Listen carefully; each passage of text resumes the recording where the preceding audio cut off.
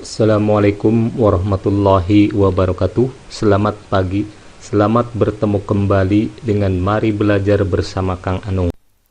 Materi pada kali ini yaitu tentang sistem saraf pada manusia.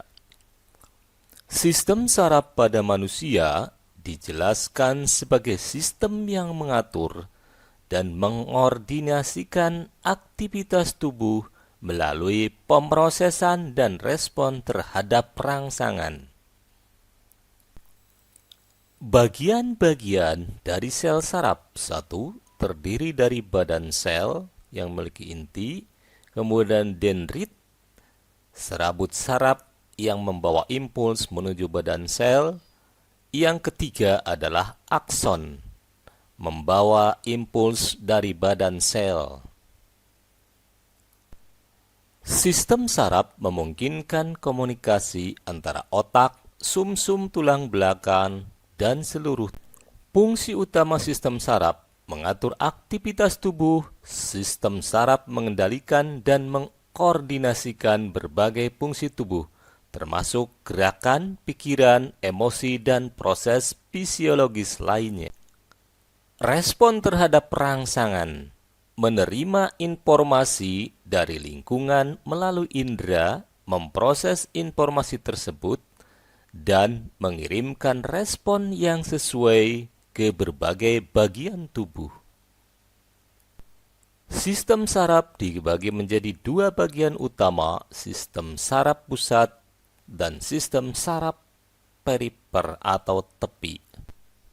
Sistem saraf pusat terdiri dari otak dan sumsum tulang.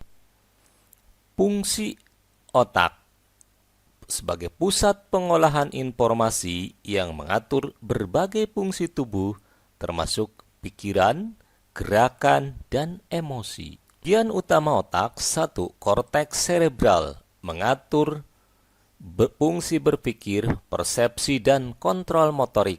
Terbagi menjadi lobus frontal, yaitu perencanaan, kontrol motorik, kemudian lobus parietal, sensasi, dan lobus temporal sebagai pendengaran, memori, dan lobus occipital, yaitu untuk penglihatan. 2. Otak kecil atau cerebellum, mengatur keseimbangan dan koordinasi gerakan, memastikan gerakan tubuh dilakukan dengan halus dan terkoordinasi. 3. Batang otak, mengontrol fungsi dasar seperti pernapasan, detak jantung, dan tekanan darah, juga mengatur pola tidur dan bangun. 2. Sumsum tulang belakang, fungsi menghubungkan otak dengan bagian-bagian tubuh lainnya. Juga terlibat dalam pengendalian refleks otomatis yang terjadi tanpa campur tangan otak. Bagian utama terdiri dari segmen-segmen yang masing-masing menginervasi area tubuh tertentu. Memiliki jalur sensorik dan motorik yang mengirimkan informasi antara otak dan tubuh. Sistem saraf tepi. 1. Sistem saraf kranial, fungsi saraf-saraf yang berasal langsung dari otak dan menghubungkan otak dengan kepala dan leher. Ada 12 pasang saraf kranial, masing-masing memiliki fungsi tertentu seperti pengendalian otot wajah dan pendengaran. 2. Saraf spinal, fungsi saraf-saraf yang berasal dari sumsum tulang belakang dan menghubungkan sumsum tulang belakang dengan bagian tubuh lainnya.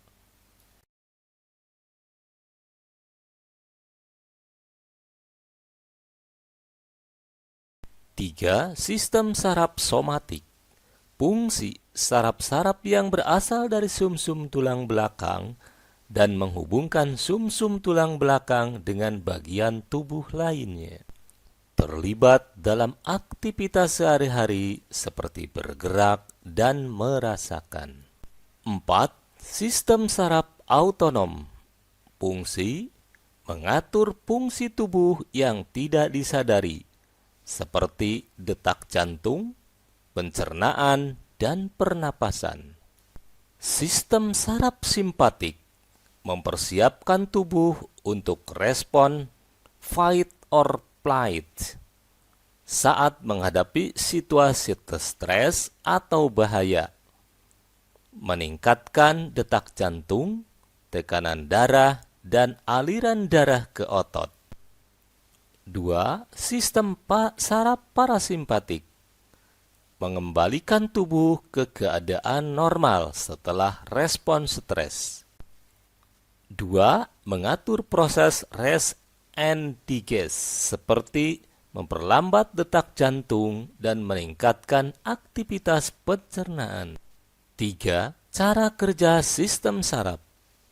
Penerimaan rangsang.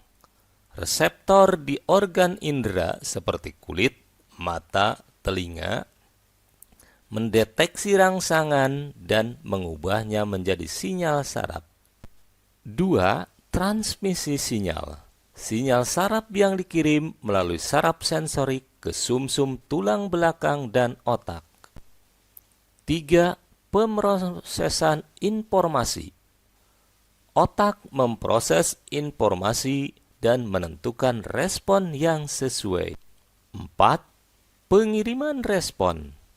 Perintah dari otak dikirim ke otot atau kelenjar melalui saraf motorik untuk menghasilkan respon, seperti gerakan atau perubahan fungsi tubuh. 4. Refleks. Fungsi refleks, respon otomatis dan cepat terhadap rangsangan tanpa melibatkan otak secara langsung. Proses ini melibatkan jalur refleks yang hanya melalui sumsum tulang belakang. Sistem saraf adalah sistem kompleks yang mengatur komunikasi antara otak, sumsum tulang belakang, dan seluruh tubuh. Ini memungkinkan tubuh untuk merespon perubahan lingkungan dengan cepat dan efisien, menjaga keseimbangan, serta mengatur berbagai fungsi tubuh yang vital untuk kehidupan sehari-hari.